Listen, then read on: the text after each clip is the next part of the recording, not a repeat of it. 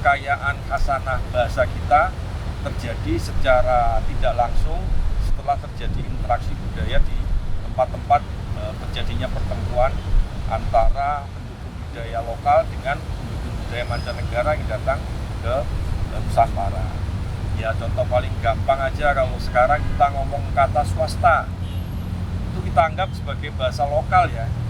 Padahal itu jelas adopsi. Itu adopsi dari bahasa Sanskerta dari dua kata, swa dan sta. Swa artinya sendiri, sta itu mirip dengan kata dalam bahasa Jerman stan. Kalau dalam bahasa Inggris stand. Nah, artinya swasta ya berdiri sendiri.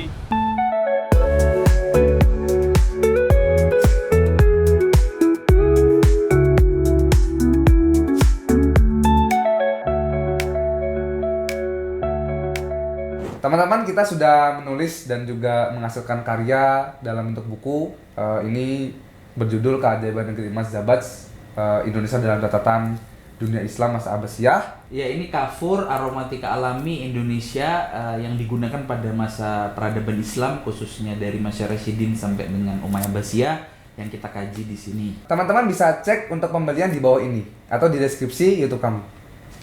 Assalamualaikum warahmatullahi wabarakatuh. Halo teman-teman Sultan Institute, kita kembali lagi bincang-bincang arkeologi dan juga sejarah. Kali ini kita sudah bersama dengan Pak Eri. Kita akan bahas banyak terkait dengan arkeologi maritim. Nah, kebetulan kita juga sedang berada di Monumen Kapal Selam Surabaya.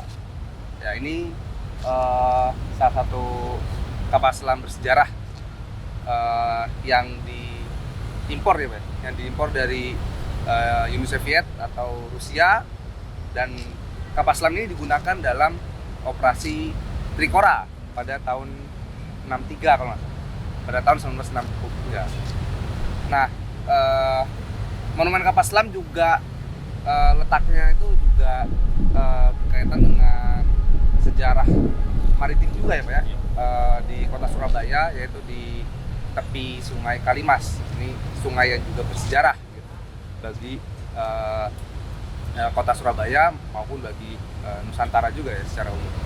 Nah, kali ini kita mau banyak bincang-bincang tentang arkeologi maritim bersama Pak Eri. Kebetulan Pak Eri merupakan peneliti BRIN di Pusat Riset Arkeologi Lingkungan Maritim dan Budaya Berkelanjutan. Nah Pak, berkaitan dengan arkeologi maritim, Indonesia itu kan sebenarnya arkeologi maritim kan juga sangat berkaitan dengan identitas Indonesia ya Pak, sebagai negara kepulauan. Istilahnya wilayah perairannya yang terkait dengan tradisi dan aktivitas maritimnya itu kan juga besar, dan kita juga punya sejarah panjang terkait dengan kemaritiman. Nah, kalau dari tinjauan arkeologi maritim, bagaimana Pak? Apa sih sebenarnya secara sederhana kajian arkeologi maritim itu, dan bagaimana perkembangannya gitu sampai saat ini? Jadi kajian arkeologi maritim pada dasarnya adalah salah satu kajian dalam arkeologi yang mengkaji khususnya segala aspek yang terkait dengan aktivitas kemaritiman. Aktivitas kemaritiman itu seperti apa sih ya? Pertama yang terkait dengan pelayaran di masa lalu dengan berbagai aspek ikutannya. Nah, di antaranya adalah perdagangan, kemudian di dalamnya ada interaksi antar budaya. Nah, itu bisa dielaborasi mengikut pada data yang terkait dengan aktivitas kemaritiman di masa lalu, baik yang sifatnya artefaktual, ekofaktual, bahkan lanskap lingkungannya pun bisa untuk mengkaji arkeologi maritim. Nah, kalau kaitannya tadi kan banyak ya Pak, beberapa variabel dalam kajian arkeologi maritim, kemudian apa saja ilmu-ilmu terkait atau kajian-kajian terkait dengan arkeologi maritim. Nah, berkaitan dengan itu berarti bagaimana sih Pak satu lokasi situs itu bisa dikatakan ini maritim, situs yang berkaitan dengan kemaritiman. Ya. Jadi kalau mengikut pada katanya itu kata ya, jadi secara kebahasaan etimologis ya, maritim itu kan kawasan perairan, marine dan kelautan. Jadi artinya segala sesuatu yang terkait dengan itu bisa kita kaji dalam perspektif arkeologi maritim. Jadi ketika kita menemukan misal bangkai kapal atau rongsokan kapal di bawah permukaan air, atau di tepi pantai, atau di tepi sungai, atau di bawah permukaan sungai, atau di bawah permukaan danau, atau di tepian danau, kemudian artefak-artefak yang ada di sekitarnya juga, tidak hanya moda transportasinya baik berupa perahu atau kapal, tapi juga artefak-artefak yang ada di dalamnya, atau artefak meskipun tanpa moda transportasi tapi terkait dengan aktivitas maritim, itu bisa juga dikaitkan dengan kegiatan kemaritiman, aktivitas maritim. Nah, contohnya kan misal kita menemukan keramik dari Cina, keramik dinasti Tang, dinasti Sung sampai dinasti Ming, atau keramik-keramik dari Timur Tengah yang berglasir tapi bahan materinya halus. Nah, itu jelas terkait dengan aktivitas kemaritiman. Walaupun toh dia ditemukannya di daratan, tapi itu jelas terkait dengan aktivitas kemaritiman di masa lalu. Sebab dia dibawa ke satu tempat tertentu, itu pasti lewat moda transportasi air, entah itu berupa perahu atau kapal. Meskipun nanti misalkan ditemukannya di Dieng gitu ya. Nah, itu juga bisa kita kaitkan dengan aktivitas kemaritiman di masa lalu. Nah, tapi lebih penting lagi adalah kajian-kajian yang bersentuhan langsung dengan kawasan perairannya itu. Nah, itu memang sangat khas. Kita bisa sebut itulah kajian arkeologi maritim. Di situ nanti biasanya kita akan mendapati gambaran lingkungan masa lalu dari suatu lokasi yang terkait dengan aktivitas kemaritiman. Baik lokasi itu dulu pernah berfungsi sebagai pelabuhan atau dermaga atau permukiman yang berada di kawasan pantai, baik pantai tepi laut maupun pantai tepi danau atau kawasan pinggiran sungai. Nah, itu bisa dikaitkan dengan aktivitas kemaritiman. Jadi bentang alam itu sendiri juga menjadi bagian kajian dalam arkeologi maritim. Nah, soalnya dalam bentang alam itulah nanti akan tergambar faktor-faktor kenapa lokasi atau suatu tempat itu dipilih menjadi tempat beraktivitas budaya manusia masa lalu. Nah, di dalamnya misalkan nanti di dalam bentang alam itu misal Teluk gitu ya, ditemukanlah ada artefak-artefak mancanegara. Nah, kemudian ada sisa-sisa moda transportasi airnya. Nah, itu jelas pasti terkait dengan aktivitas kemaritiman di masa lalu. Berarti kan ada variabel ya, variabel dalam arkeologi maritim, atau mungkin bisa disebut juga sumber daya maritim ya, sumber daya maritim dalam kajian arkeologi maritim itu, di mana lokasi itu bisa disebut ya bisa terkait dengan kajian arkeologi maritim ya, apa seperti itu. Nah, kajian arkeologi maritim itu sendiri kan sebenarnya juga bukan hanya atau tidak berdiri sendiri ya, dan tidak melulu hanya berbicara tentang aktivitas pelayanan perdagangan seperti yang tadi sudah disinggung Pak Eri. Dalam artian berarti sebenarnya bagaimana sih arkeologi maritim itu juga berkaitan dengan pendekatan lain atau kajian-kajian lain seperti transmisi atau pertukaran pengetahuan, pertukaran bahasa. Nah, jadi arkeologi maritim itu ternyata menyimpan satu Banyak aspek, banyak aspek dalam kajian itu sendiri. Jadi pertama kita bicara fisik.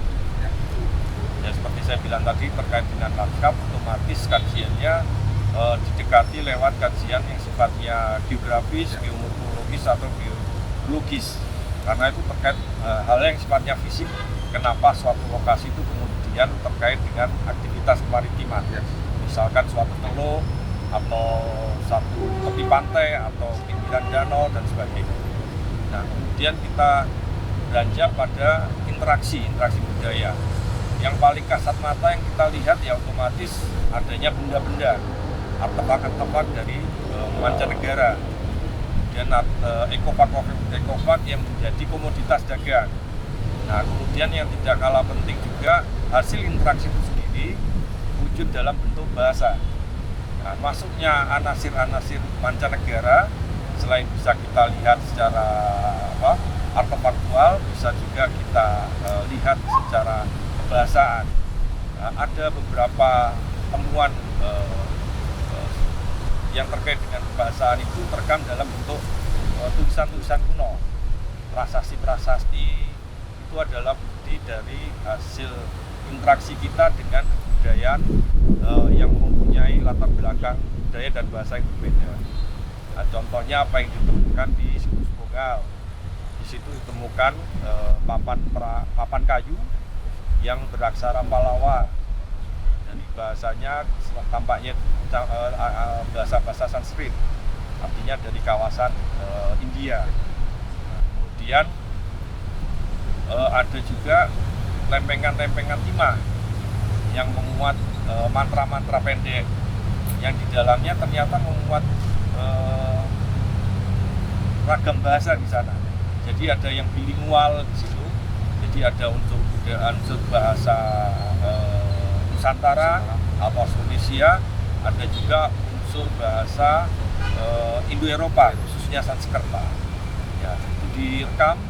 Jadi dari situlah tampaknya kekayaan khasanah bahasa kita terjadi secara tidak langsung setelah terjadi interaksi budaya di tempat-tempat terjadinya pertemuan antara penduduk budaya lokal dengan penduduk budaya mancanegara yang datang ke Nusantara.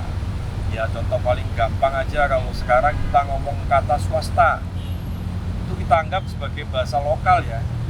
Padahal itu jelas adopsi. Itu adopsi dari bahasa Sanskerta dari dua kata, swa dan sta.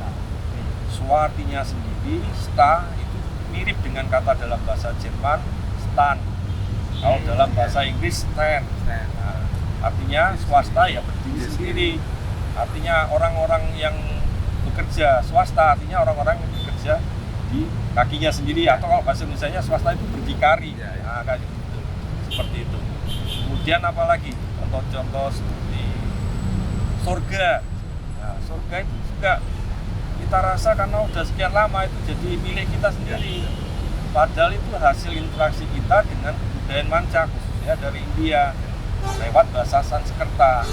Surga itu dari dua kata, su dan arga. Kenapa seperti itu? Karena dalam konsep masyarakat India yang dalam agama Hindu atau Buddha, posisi tempat dewa-dewa itu adalah di tempat yang tinggi, di arga, di gunung. Su kan tempat baik, mulia. Jadi gunung yang baik, gunung yang mulia, tempat para dewa itulah surga. Artinya ketika kita berbuat kebaikan, kebajikan, setelah meninggal kita akan kembali ke tempat ke alam para dewa. Nah, seperti itu. Yang kita nggak sadar itu sebenarnya adalah hasil adopsi. Walaupun toh kita sekarang sudah banyak yang tidak mengikut secara agama, ada yang menjadi Muslim, ada yang Kristen, masih ada juga yang Buddha. Tapi kosakata surga itu toh masih tetap dipakai, kan? Ada lagi contoh-contoh yang lain. Kalau bahasa Jawa khususnya ya, orang yang murah hati, orang yang suka memberi, itu lomo. Lomo lawannya loba. Loba itu ada dalam bahasa Indonesia, artinya orang yang politik, orang gigi. Nah, lawan katanya itu loma, orang yang suka memberi. Derma itu sendiri juga dalam bahasa dari bahasa Sanskerta, orang yang suka memberi, suka berderma. Nah itu kan, mungkin sekarang kosakata derma sudah nggak begitu banyak dipakai ganti dengan kata sedekah atau sedekah. Nah itu sendiri juga hasil interaksi kita dengan budaya yang lebih baru dari Arab gitu kan. Dulunya dipakai kata derma, tapi kemudian setelah masuknya anasir Islam budaya Arab menjadi sedekah atau sedekah. Nah seperti itulah kira-kira.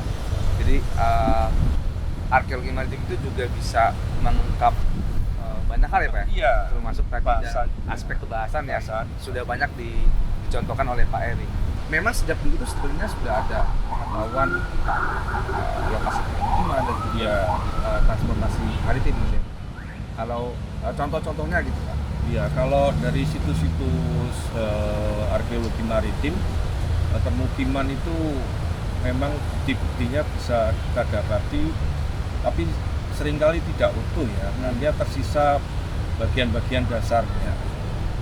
Jadi hunian-hunian masyarakat itu yang terkait dengan aktivitas maritim biasanya ada di kawasan yang berbatasan langsung dengan kawasan perairan itu sendiri. Artinya mereka hidup dekat dengan kawasan maritim, dengan kawasan perairan. Nah, bagaimana cara mereka menghadapi kondisi lingkungan yang menantang seperti itu? Ya, mereka akhirnya mengembangkan satu cara, satu teknologi yang berbeda dari apa yang ada di daratan. Nah, kemudian mereka juga mengadopsi atau memilih material-material tertentu yang sesuai bisa digunakan dalam jangka waktu lama di kawasan yang basah ya, di lahan basah. Ya contohnya di situs Bongal, kemudian di Pulau Kampai itu ditemukan jejak-jejak tonggak-tonggak kayu yang tampaknya dulu adalah sisa-sisa dari tonggak-tonggak sisa hunian timah. Atau mungkin itu juga sisa-sisa dari tonggak-tonggak dari semacam tembaga seperti yang ditemukan di situs Kota Kapur. Jadi jejak peradaban maritim itu tidak hanya terkait di mana manusianya hidup, tapi juga terkait dengan di mana mereka melakukan aktivitas yang berkaitan langsung dengan perdagangan, dengan pelayarannya itu sendiri, di mana kapal itu merapat, bersandar, kemudian membongkar muatan, kemudian masukkan lagi muatan, itu terjadinya di dermaga dan itu didapatkan pastinya di situs Kota Kapur ya, daerah Sumatera bagian selatan sana. Seperti itu. Selat Bangka itu ya. Selat Bangka. Nah, kalau yang menarik juga alat transportasi. Oh iya. Kalau alat transportasinya di kawasan Nusantara atau lebih luasnya lagi Asia Tenggara ya, teknologi yang ditemukan di situs-situsnya itu boleh dikata seragam. Yakni jenis perahu atau kapalnya itu menggunakan teknik ikat dan pasang. Jadi pakai ikatan menggunakan serat-serat alam ya, seperti ijuk, aren itu kan seperti yang ditemukan di situs Bongal. Kemudian di mana di kawasan pesisir Rembang di Kunjul Harjo, nah itu juga ditemukan. Kemudian juga diperkuat dengan pasak-pasak kayu. Jadi antar ikatan itu dihubungkan, antar papan dihubungkan dengan pasak, kemudian diperkuat lagi dengan ikatan menggunakan serat alam seperti itu. Nah di masa-masa kemudian barulah muncul penggunaan paku-paku atau pasak-pasak besi menggantikan fungsi pasak-pasak dari kayu tadi. Itu menunjukkan ada perkembangan ya, pengenalan teknologi baru dari kawasan mancanegara. Kalau dari Asia Tenggara seperti itu tadi. Nah kemudian yang khas yang membedakan teknologi moda transportasi air di kawasan Nusantara atau Asia Tenggara yang secara luas itu adalah tradisi penggunaan tambu-tambu. Jadi untuk mengikat antar papan itu menggunakan tambu. Jadi tambu itu adalah tonjolan di bagian sisi dalam perahu atau kapal yang tempat untuk menempelkan gading-gadingnya juga selain antar papannya itu juga. Nah itu sangat khas Asia Tenggara Kepulauan ya, atau Nusantara.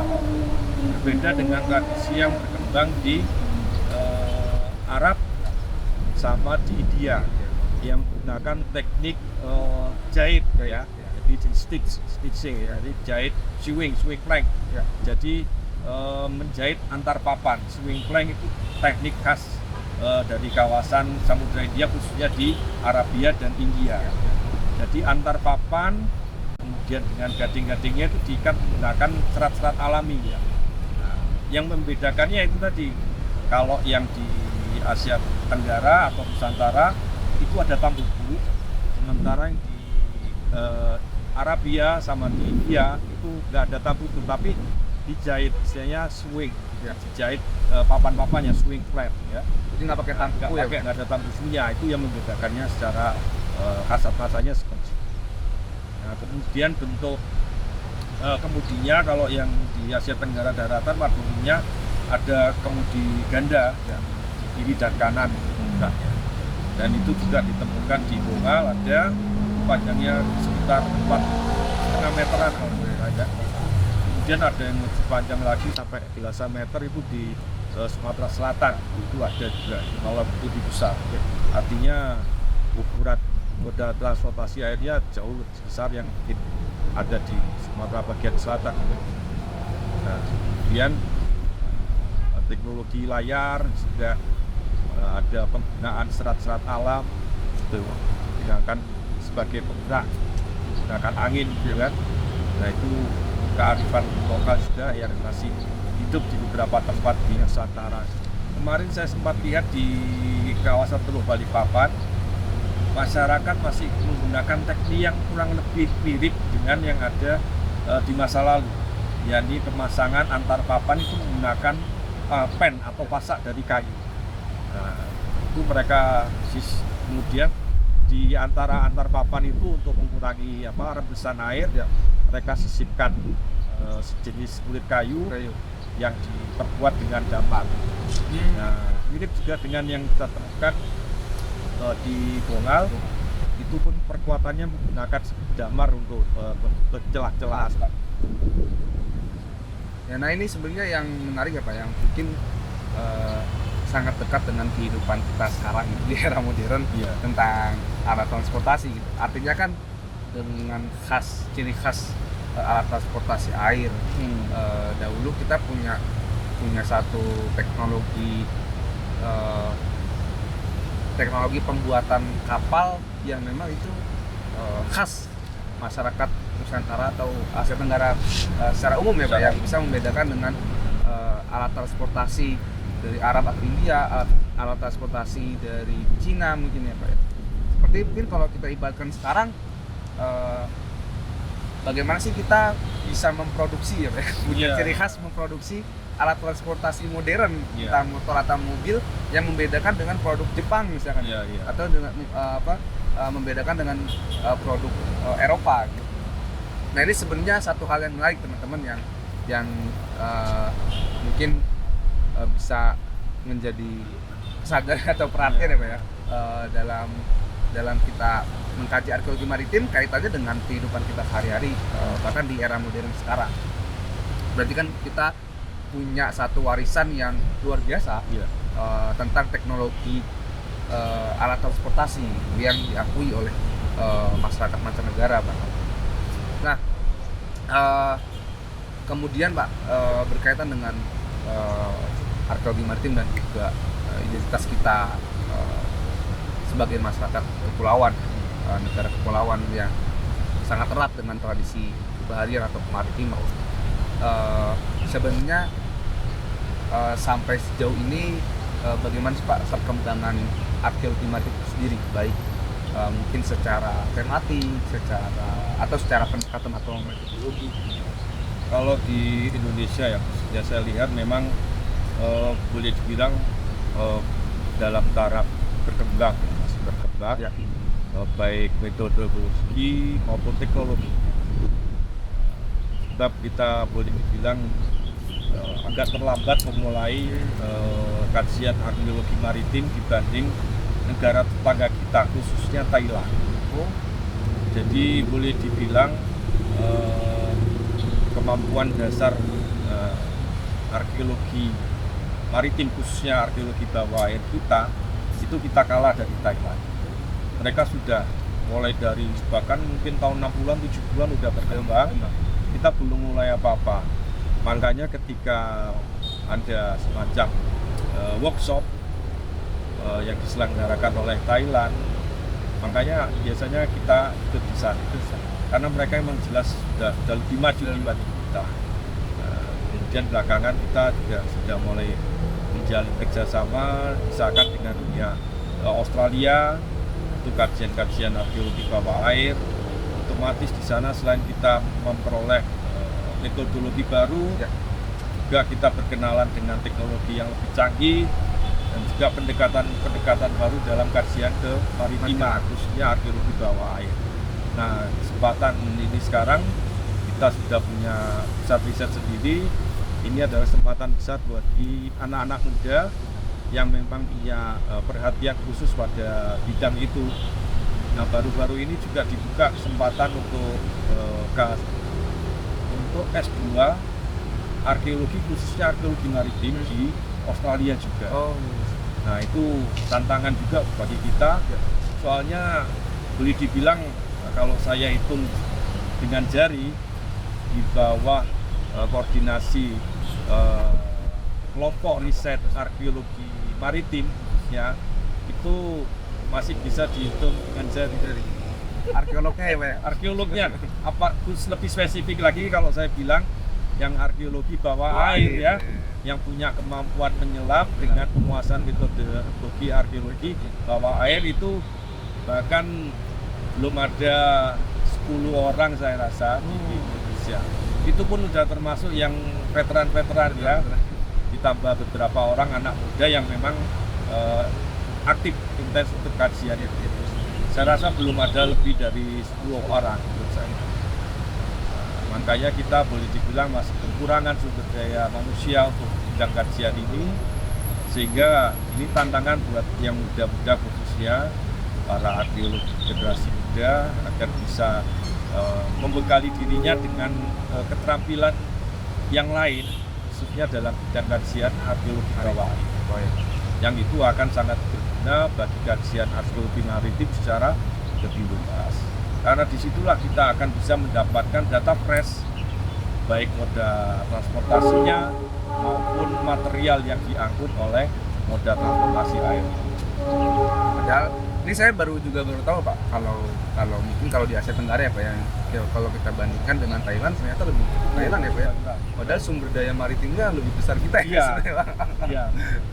Padahal kita punya sumber daya maritim yang lebih luas dan lebih besar sebenarnya daripada Thailand ya. Ini kemarin juga sempat ngobrol sama Mas Fauzi Pak terkait arkeologi bawah air yang memang ya seperti yang tadi dijelaskan Pak Eri, kita masih mungkin membutuhkan banyak sumber daya manusia ya Pak, atau arkeolog bawah air di kajian arkeologi maritim ini ya, karena berarti itu juga sebenarnya berkaitan dengan potensi arkeologi maritim bawah air di Indonesia ya Pak ya, dengan persebaran situs, persebaran temuan dan juga kekayaan temuan dan juga konteks sejarahnya gitu ya Pak yang sangat penting bagi identitas kita. Ya paling itu Pak bincang-bincang kita mungkin terakhir Pak Eri closingnya Pak, bagaimana kajian arkeologi maritim, terus juga untuk anak-anak muda, arkeolog muda gitu Pak, generasi selanjutnya, karena berkaitan dengan identitas ya sejarah kita juga ya Pak ya.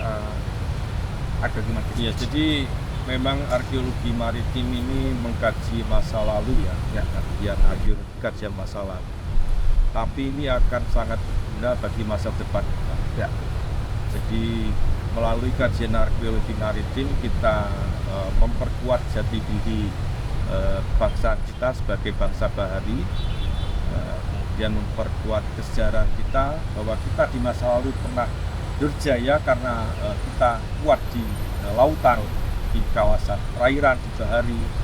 Nah, makanya ke depan kalau bangsa ini mau besar lagi, mau jaya lagi, maka hal-hal yang terkait dengan kebaharian, kemaritiman itu juga menjadi perhatian penting untuk kemajuan kita ke depan.